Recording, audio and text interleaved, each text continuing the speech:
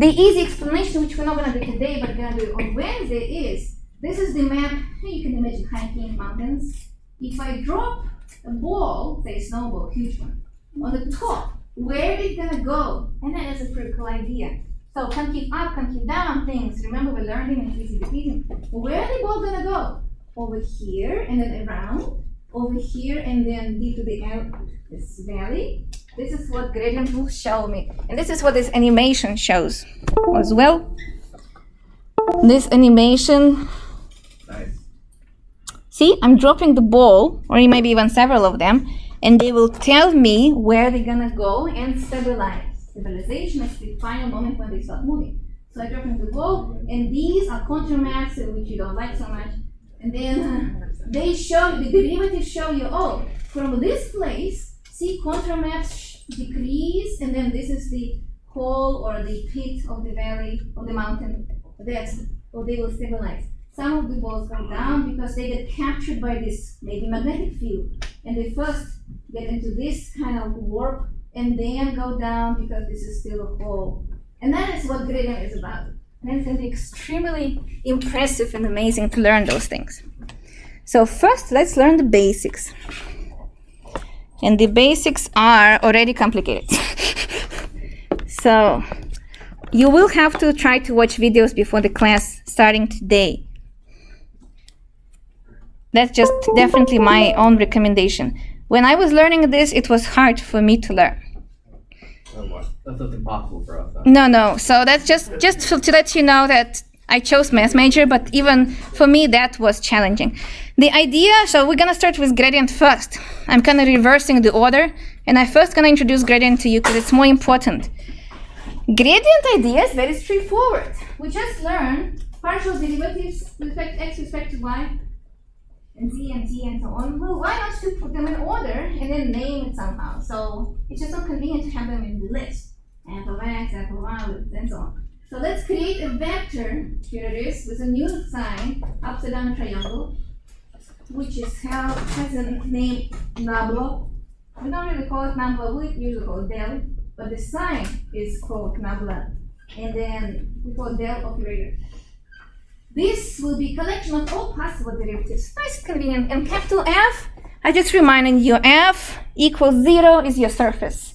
So all the equation, move to the left and then equals to 0. So, a definition, if f is a function of two variables or more, then the gradient of f, gradient, is the vector function defined. So first of all, you should see it's a vector function.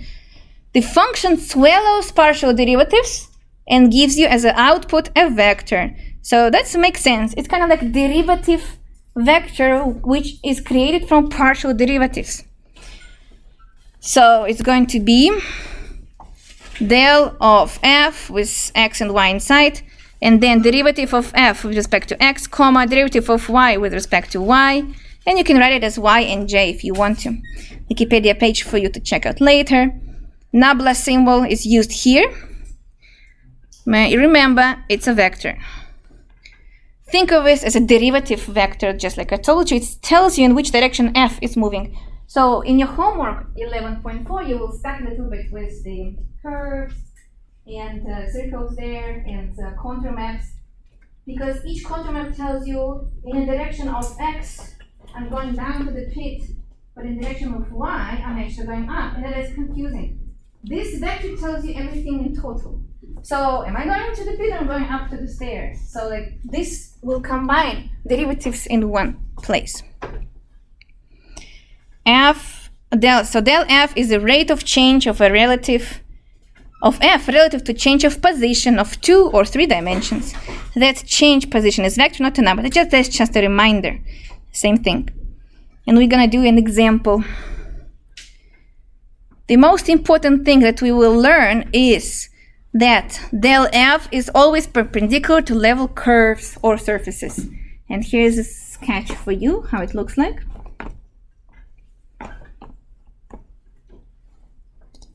So, if there's a surface, again, the surface, capital F, f of x, y, and z, blah, blah, blah, equals to 0. So you move everything to the left-hand side, equals to 0.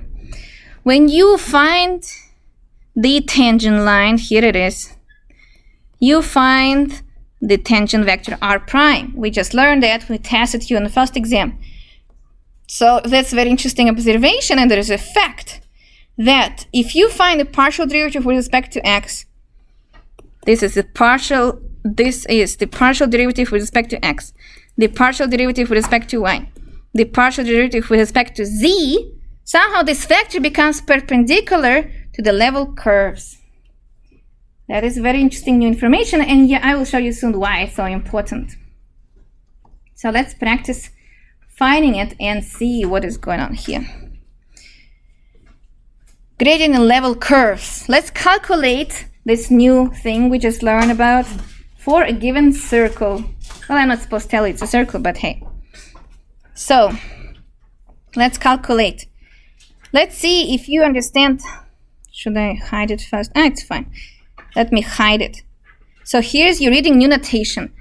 What do they ask you to find? Oh, this is so new.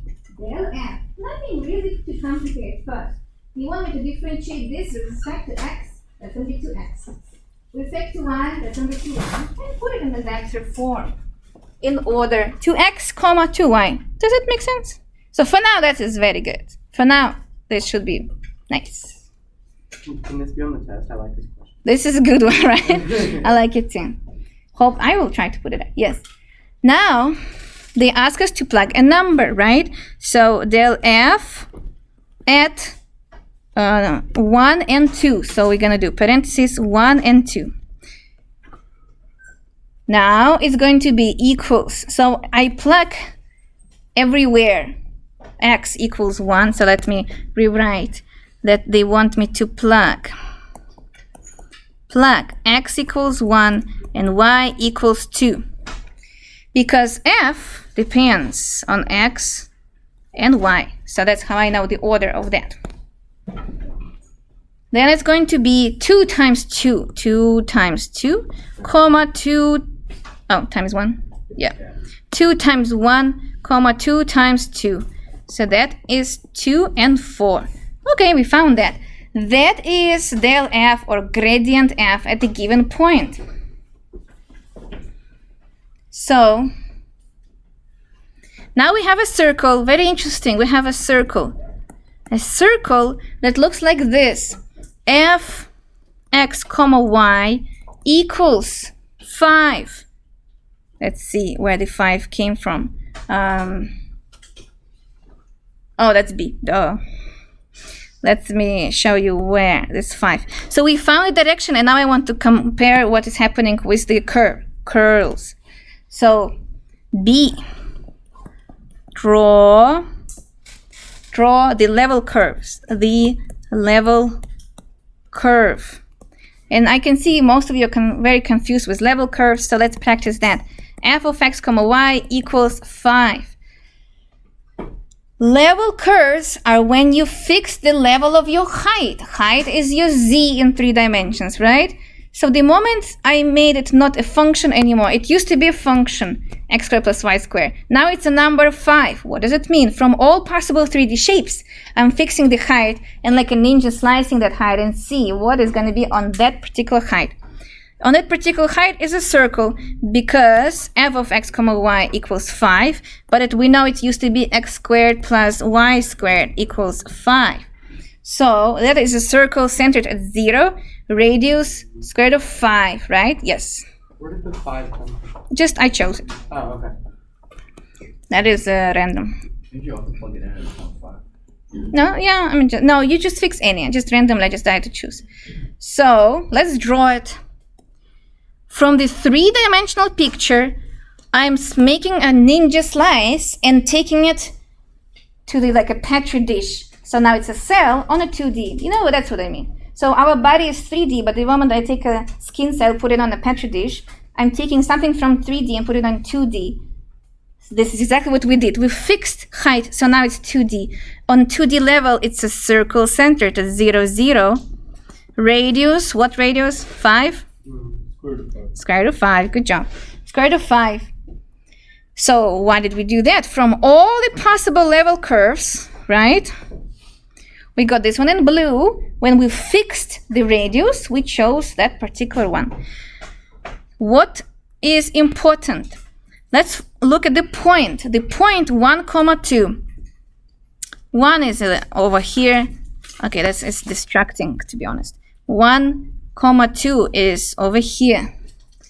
1 and 2. Who's eating chocolate? I'm joking. You know, like, I like chocolates. And now, when we found, this is the point. And then we found this new gradient function, a vector. Remember, it's a vector. And it ended up to be 2, 4. When we multiply 2 times 1 and 2 times 2, we got 2, 4. And if you actually build this vector, we know how to build it. 2 to the right, and 4 up. So it's a little bit higher. It's over here. 4 up. When you build this vector, it's ending up to be looking outside of the circle. And moreover, it is perpendicular to the circle. Same if you keep looking for this one, random one, and this one, random one, and this one, random one. They're all different points, different gradients. They will all look outside, perpendicular to the circle. So we notice that gradient of f is perpendicular to the circle. And in fact, it's always true. This fact, let me copy it again. You don't have to, you already copied it, so it's fine. It's exactly what the most important property is. That's twice is a little bit too much. That the gradient is always perpendicular to the level curves. And here's the picture. All kind of level curves. When you find the gradient, which is again, let me remind you because it's a new thing for you. At different levels, we can find different gradients, different curves and stuff like that. But still, this is partial derivative with respect to x, partial derivative with respect to y, and so on, in different points, different locations. But they're all perpendicular to level curves. Why? This makes sense if you understand that the gradient f, don't have to write this down, this kind of the understanding, tells you in which direction f is moving, and also moving faster or slower. You will know that positive derivative, negative derivative, acceleration, second derivative. But on level curves, your f is a constant. So the moment you fix f equals 2, a function there is a constant. It's not changing. You have to understand this. This is a mountain. Say it's going up. This is the fixed height level above the sea level, right? Fixed height 2, whatever, 1,000 feet. So this is the mountain level. F there is fixed. It's a constant. So derivative there is 0, and then that's why the dot product gives you perpendicularity, but that's not what I want to say. If derivative tells you where does the function move, it should move away from the being constant as fast as possible. And as fast as possible means perpendicular. So f here is constant on the level curve. But derivative of f, or collection of all the derivatives, will move away from the level curve as much as possible. And as much as possible, it's perpendicular. How more can be perpendicular more. So on the level curve, function is fixed, it's 2. Thus, it moves away towards or inside to be very fast moving. That's kind of intuition behind. Tangent planes to surfaces. Let's learn these things. Here's the equation of a tangent plane to the sphere x squared plus y squared equals 14. So I'm going to draw a sphere. First, that's what I wanted to mention again. Don't forget to rewrite. Move 14 to the left, like so. That creates you capital F. Capital F of x, y, and z is actually x squared plus y squared plus z squared minus 14 equals to 0. That is a level surface when the level fixed at 0. Level surface. But it is a sphere. So actually I can draw the picture of the sphere. F surface with a tangent plane. Tangent plane touches the sphere. Remember, tangent means a kiss. So 1 point, it's touching at 1 point, and then we gave you that point. It says find the equation of a tangent plane to the sphere at the given point 1, 2, and 3. Here it is, 1, 2, and 3. We want to find the equation of this plane. Plane is created. The tangent plane is created from two things. Remember, a point and a normal vector, which we learned from cross product. Exam 1, remember, right? So that's why n is written here. However, how did this came from? So let's me give it to you again. We are taking derivative with respect to x, derivative with respect to y, and derivative with respect to z of that f function I just built. And here is the f function I just built. Derivative with respect to x is 2x. So it's going to be 2x. With respect to y, 2y. With respect to z, 2z. And 14 keeps giving me 0 all the time. And then I'm plugging in the point 1, 2, and 3. So 2 times 1, 2 times 2, 2 times 3. That's how I got this answer. So this is not very new thing, to be honest. Just partial derivatives again and again and again, and then add the point or plug the point in. What do you think about this? It's just new, but kind of the same thing you're doing right now in your homework. Partial derivatives, and these are not very hard ones, which is good news. Now, to find the plane, we know what we need. We need a point and a normal vector. We learned this before, we tested you on this, so we know how to do that. Need a vector perpendicular to the tangent plane. This is what we need. And we used to find it from the cross product. But look at this, very interesting. Just like I told you here, if gradient is perpendicular to the level curves, and we do have here level fixed, level 0, level surface, seems like that we can use gradient vector instead of n vector. We don't know n vector, cross product is hard to do. Also need to know how to, from what we're gonna do it. Instead we can use easy gradient f, which we already found. And this is basically why we're teaching you this. Because this is how convenient gradient is. Gradient not only collects all the derivatives, but it also gives us the opportunity to build tangent planes, normal planes, and so on. One of the applications.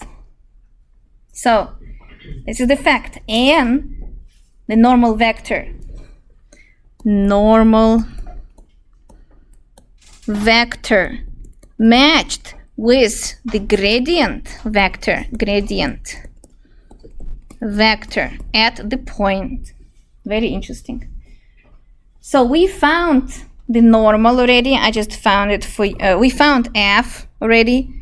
Delta f is, I found it for you, it was 2, 4, and 6, which is found in red over here. I did all the work. Now, we can find the equation. Then, the equation of we're looking for the equation of a tangent plane. Tangent plane of the tangent plane is much easier to find. Ditch the cross product, you know. So no need to do that. That's very good news. It will be, let's see, should I give you the formula first? I guess I can give you the formula first.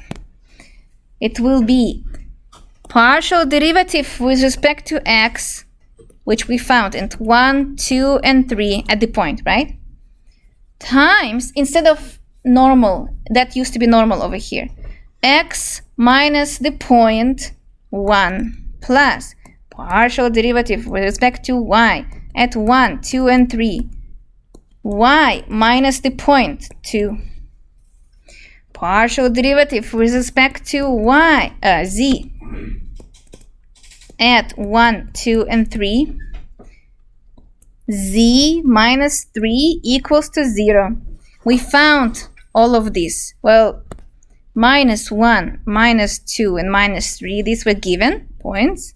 And we found these. This used to be a normal, right? Used to be n. But n matched with partial derivatives vector, which is called gradient. So we can just plug in what we found, 2, 4, and 6.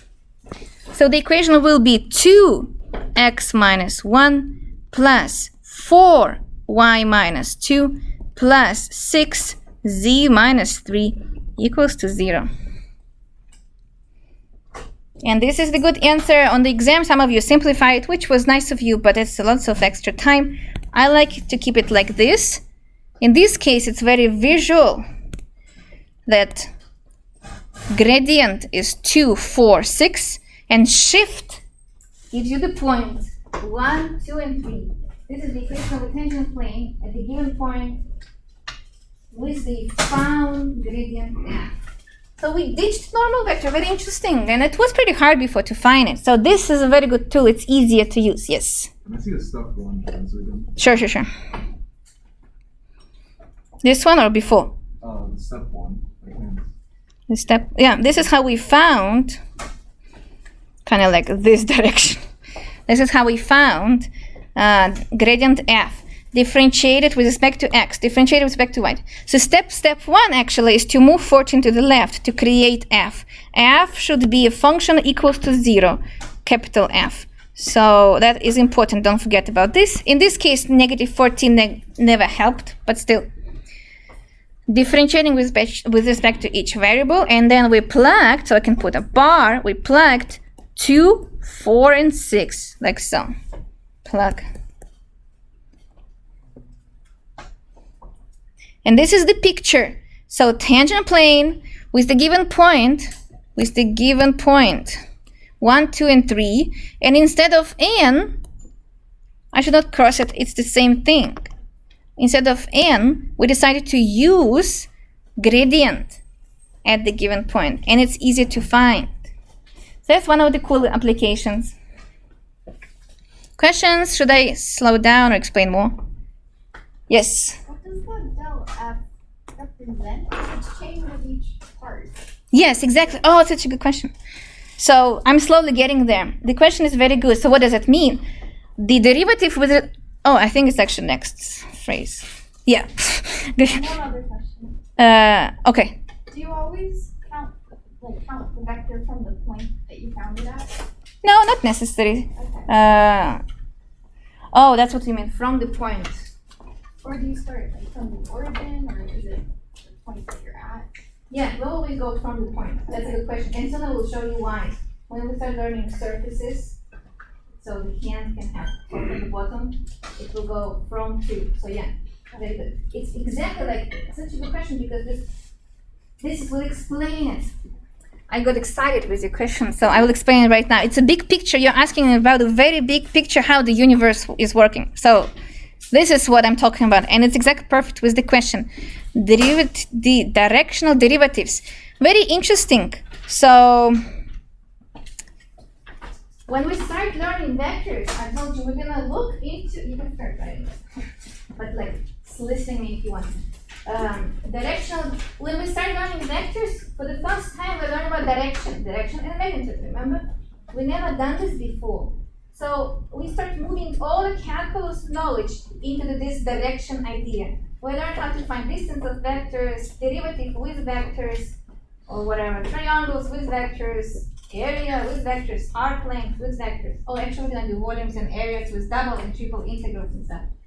But what we never did is directional derivative. It's a good point. So we did differentiate like dumb way. We were doing we used to, right? Derivative of x squared is to x. But there's so many directions, so maybe it matters. And that is a genius idea to create a directional derivative with vectors, because they have directions. It makes sense. Recall, derivative with respect to x, it's exactly your question, but piece by piece, means a derivative of f in the x direction. So how fast my surface is moving with respect to x, if this is x-axis to left, right, how fast am I moving towards there? Not flying up, not front and back, but like there. If derivative is positive, then I'm going positively, negative, negative, decreasing, increasing. Partial derivative with respect to y, same idea, respect to z, same idea. So let's unitize everything. We don't want to have a size. That's important. Let's not have any size that's divided by the unit vector. Oh, make a unit vector here. Then we're gonna create a new operator. Capital D, directional derivative should have its own name. It's very fancy. U, small u here of f. By definition, it will be collection of all partial derivatives, the gradient, multiplied by the unit vector to get rid of the size. So, if f is a function of two variables or more, and directional derivative, it's the same limit we learned, but a little bit more complicated. Limit from calculus 1 was change in output over change in input when we're shrinking the input to 0. So here it's also the same idea. Change in f is initial value adding a little bit. Initial value, the second dimension adding a little bit. Maybe the z dimension adding a little bit. Minus f at the original value. It was always like this in calculus 1 class. Over h, h is this small change. H is called small change. H shrinks to 0, so this shrinks to 0, and that's how you define the derivative. That's derivative by definition, which we taught you in calculus 1, but we're not going to do it in calculus 3, thanks God. So this is a good thing to know. One more thing to mention, what is those A's and B's? They are not numbers anymore. A, well, they are numbers, but the numbers coming from the vector u and from the vector u. Unit vector that points at the direction. So this is a bigger picture of the same formula. It's the same thing. You don't have to copy it. I just zoomed it out a little bit because I thought it's too small. The most important thing is that u must be a unit vector, which means length 1. U is the one that gives you A and B. A and B. A and B are little changes. Little changes multiplied by h. H shrinks to 0. That's what we call small change. Small change. This is the same as calculus 1, not new to be honest. So this is how they derive the formula.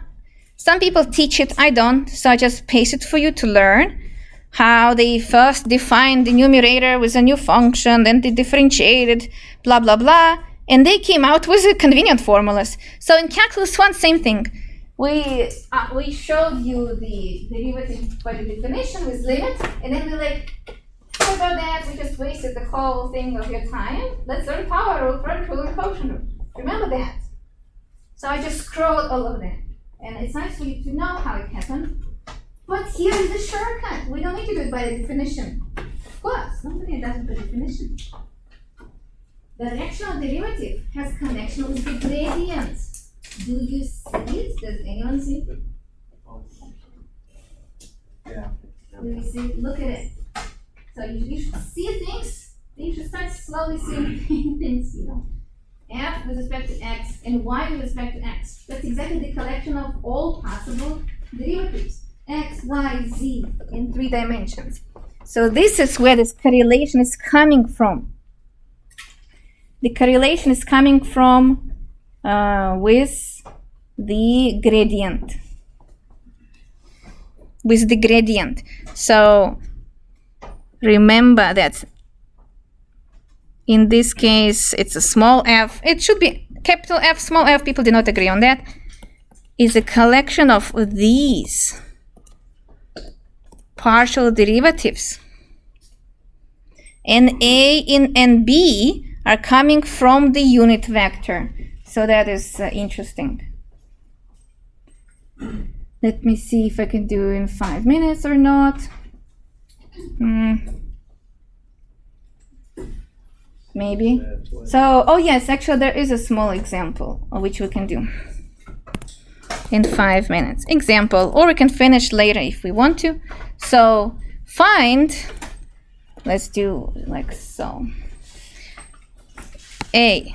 Let's do f of x comma y is given as 3x squared plus 4y squared plus 1. And then we start asking you those questions. Find this new thing, directional derivative. Directional derivative. What kind of direction? And that is a new thing. I now can choose the direction of the derivative. So it's not just x squared gives you 2x. Now I can ask, wait a second, we're working with vectors. Does it means that the derivative can have different points to point to different directions? So in the direction of u, and u I choose. And that is the pretty cool idea. That means on the top of the mountain, I can choose when I drop the ball, which direction this ball gonna roll down, to the left and to north, to the right and deeper, and so on. So that is what the new thing is.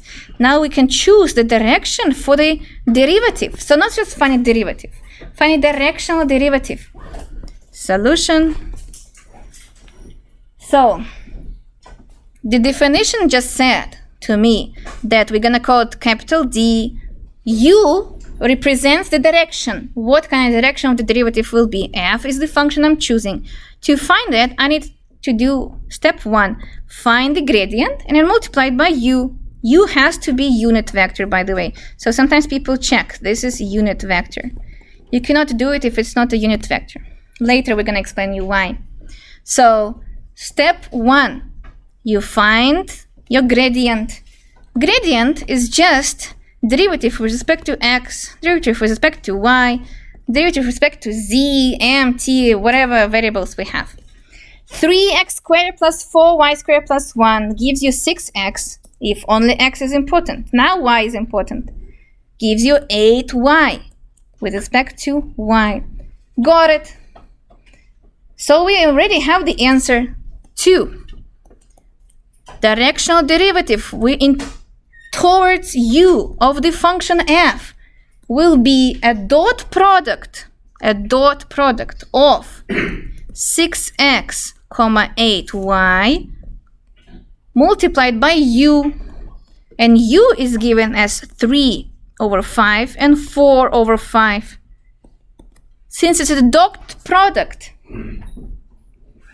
we can just multiply corresponding components. So it's going to be 6 times 3, 18 over 5x, 8 times 4, 32 over 5y, and this is the answer. As you can see, the derivative now, it's not just derivative as we used to do.